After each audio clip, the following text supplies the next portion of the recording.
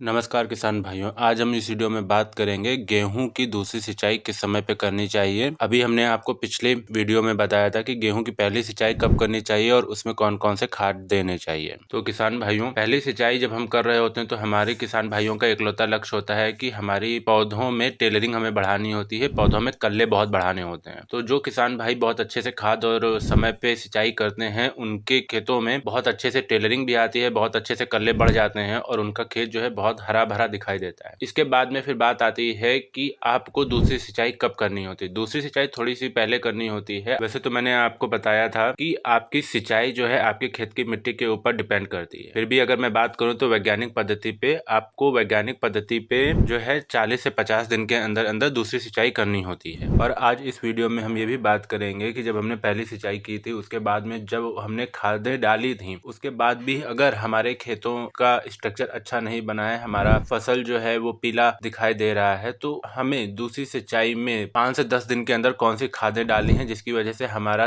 खेत जो है सही से सरवाइव कर सके और जितने भी उसमें कल्ले आए हैं वो आगे जाके जो है बालियों में ढंग से कन्वर्ट हो सके और बालियों का साइज जो है वो समान रहे, सब में दानों की क्वालिटी और क्वांटिटी दोनों समानता से रहे। साथ ही आज इस वीडियो में हम ये भी बताएंगे आपको कि जो हमने खरपतवार नाशी के लिए जो स्प्रे हमने यूज किए थे, उसकी वजह से अगर हमारे खेतों में किसी तरीके का झटका लग गया है या हमारी फसल पीली पड़ गई है जिसकी वजह से हमारी फसल का ग्रोथ रुक गया है, तो हम ऐसा कौन सा खाद डालें या ऐसी कौन सी उर्वरक डालें जिससे हमारे खेत जो हैं वो फिर से सही से ग्रोथ करने लगे और उनको एक बूस्ट मिल जाए ताकि हम अपने खेत से बहुत अच्छा उत्पादन प्राप्त कर सकें। तो आज आपको इस वीडियो में ये सारी बहुत ही महत्वपूर्ण जानकारियां मिलने वाली हैं। अगर अभी तक आप लोगों ने हमारे चैनल किसान वाला जंक्शन को लाइक, सब्सक्राइब और शेयर नहीं किया है तो वो कर ले ताकि दूसरे किसान भाई भी हमारी द्वारा दी जाने वाली जानकारियों से लाभ उठा सके। तो नमस्कार किसान भाइयों, आप सबका स्वागत है किसान वाला जंक्शन चैनल में। तो किसान भाइयों, चलिए अब बात करते हैं कि गेहूं की फसल में दूसरी सिंचाई कब करनी चाहिए। गेहूं की फसल में दूसरी सिंचाई आपके खेत की मिट्टी के अनुसार जो है करनी चाहिए। अगर आपके खेत में हल्की सी भी अभी नमी है तो आपको थोड़ा सा रुक लेना चाहिए, या फिर मैं बात करूं वैज्ञानिक पद्धति के अनुसार तो आपकी गेहूं की फसल अगर 45 दिन से पार हो चुकी है तो आपको दूसरी सिंचाई कर देनी चाहिए। साथ ही मैं आपको ये भी बताना चाह रहा हूं कि दूसरी सिंचाई हमें ज्यादा लेट नहीं करनी चाहिए, क्योंकि हमारी जो बची हुई खाद है गेहूं में डालने के लिए वो भी हमें डालनी होती है और जो गेहूं की फसल की पत्तियां होती हैं उन्हें भी चौड़ी करनी होती है ताकि वो फोटोसिंथेसिस के थ्रू जो है अपना भोजन बना के पौधों तक पहुंचा सके और आगे जाके हमें बालियों में बहुत अच्छे दाने प्राप्त हो सके। अब एक मेन बात और बहुत जरूरी बात आती है कि दूसरी सिंचाई करते समय हमें अपने खेत में कौन सी खाद देनी चाहिए। खेत में खाद देने से पहले हमें ये देखना होता है कि हमारी किस तरीके की मिट्टी होती है। दूसरा, हमें ये देखना होता है कि हमारी फसल की ग्रोथ कैसी है। तो किसान भाइयों, गेहूं की बुआई 3 तरीके की मिट्टी में होती है। पहली होती है भारी चिकनी मिट्टी, दूसरी मिट्टी होती है रेतीली मिट्टी। किसान भाइयों, इनमें जो है माइक्रो न्यूट्रिशंस की डिफिशियंसी बहुत कम पाई जाती है। ऐसे खेतों में जो आप ऊपर से खाद देते हैं अपने खेतों में, बस वही आप अपने खेतों से ले सकते हो आगे चल के। तीसरी जो मिट्टी होती है वो होती है कलराठी मिट्टी। कलराठी मिट्टी उन जगहों पे पाई जाती है जहाँ पे खारा पानी होता है। ऐसे खेतों में जो फसल होती है वो दिखती तो बहुत हरी भरी है, लेकिन उनमें उतना अच्छा उत्पादन नहीं मिल पाता है, क्योंकि अगर हम उसमें जब खादें देते हैं तो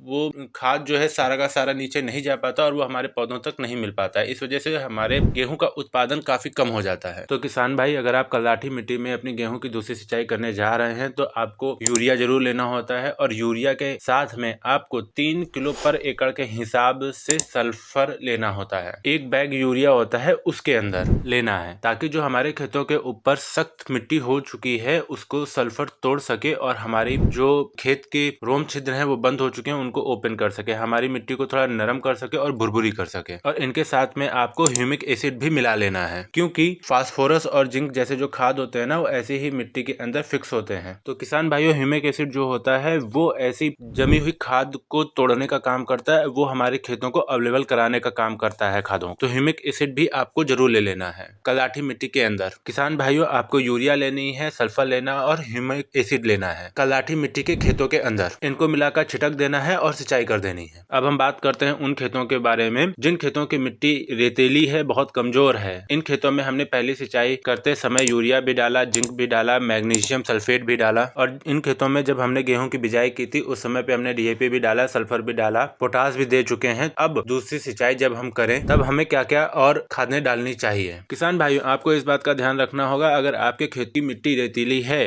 तो रेतीली मिट्टी में पोषक तत्वों की कमी बहुत ज्यादा होती है, तो आप जो ऊपर से खादें डालोगे आपके पौधों को वही मिलेगा, मिट्टी से उन्हें कोई पोषक तत्व ज्यादा नहीं मिलने वाला है। तो आपको अपने खेतों में खादें बहुत समय से और बहुत चुनिंदा तरीके से डालनी होती हैं, या फिर आपने अपने खेतों में देसी खाद पहले से डाल रखी है अच्छी मात्रा में, तो आपको अपने खेतों से और सारे अच्छे तत्व आपके पौधों को मिल सकते हैं। तो आपको इस बात का बहुत ध्यान रखना पड़ेगा। किसान भाइयों, दूसरी सिंचाई में आपको रेतीली मिट्टी के लिए आपको 1 बैग यूरिया पर एकड़ के हिसाब से लेना होता है, और यूरिया के साथ में आपको पोटास भी ले लीजिए। 15 किलो पोटास 1 बैग यूरिया के साथ में। इनके साथ में आपको पर एकड़ के हिसाब से 20% वाला जो बोरान आता है वो भी आपको ले लेना है। तो किसान भाइयों, ये मैं आपको स्पेशल डोज इसलिए बता रहा हूँ क्योंकि जो हमारी रेतीली मिट्टी होती है उनमें पोषक तत्वों की कमी बहुत होती है, तो उसमें हमें टाइम टू टाइम ये खादें डालनी होती हैं ताकि आप अपने फसल से अच्छा उत्पादन ले सकें। अक्सर किसान भाई क्या करते हैं, जिन खेतों की मिट्टी रेतीली होती है, चिकनी होती है, उनमें पहली सिंचाई के बाद उन्हें खेत बहुत हरा भरा दिखाई देता है क्योंकि उन्होंने समय पे खाद डाल रखी होती है सारी, और दूसरी सिंचाई में वो लापरवाही कर जाता है, जिसकी वजह से क्या होता है कि आपकी जो खेत की बालियां होती हैं वो छोटी बड़ी निकलती हैं, दाने अच्छे नहीं बनते हैं और वो नुकसान झेल जाता है। इसीलिए आपको दूसरी सिंचाई करते समय इस स्पेशल डोज का भी उपयोग करना चाहिए। जिन खेतों की मिट्टी रेतीली है उनके लिए मैं बता रहा हूँ। अगर आपके खेत की फसल बहुत अच्छे से चल रही है और आपने पहली सिंचाई में ही अपने सारे पोषक तत्वों को अपने खेतों में दे दिया था सारी खादों के माध्यम से, तो आपको दूसरी सिंचाई करते समय खाली आपको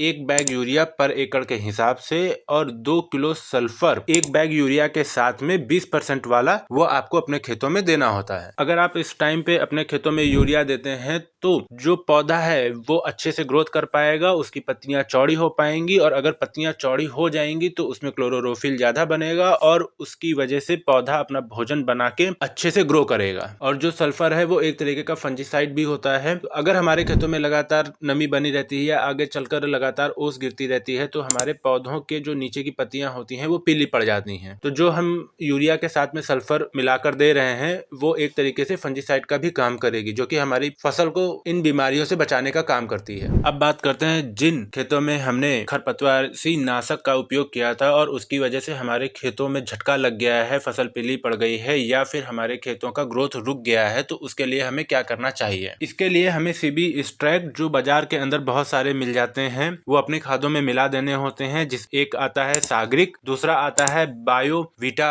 जो दानेदार होता है, उसका स्प्रे करना होता है। स्प्रे के अंदर आपको सीबी एक्सट्रैक्ट और अमीनो एसिड आते हैं लिक्विड में, जैसे कि क्वेंटिस आता है सिंजेटा कंपनी का या बायोविट आता है, इनका ऊपर से आपको स्प्रे कर देना होता है। उससे क्या होगा, इससे क्या होगा, जो आपने खरपतवार नाशी का उपयोग करने से आपकी फसल पर जो स्ट्रेस आ रखा होता है वो स्ट्रेस खत्म हो जाएगा और आपकी फसल अच्छे से ग्रो करने लगेगी। तो किसान भाइयों, जो आपको इस वीडियो में हमने बताया है वो आप ये काम कर लीजिए। आपके जो फसल में कल्ले बने हैं वो आगे जाके बालियों में कन्वर्ट हो जाएंगे और आप एक अच्छा उत्पादन पा सकेंगे। किसान भाइयों, अगर हमारे द्वारा दी गई जानकारी आपको अच्छी लगी है तो वीडियो को लाइक करें, सब्सक्राइब करें और दूसरे किसान भाइयों के साथ ज्यादा से ज्यादा शेयर करें ताकि वो भी इस वीडियो को देख के बहुत सारा लाभ उठा सके और अच्छा उत्पादन पा सकें। धन्यवाद।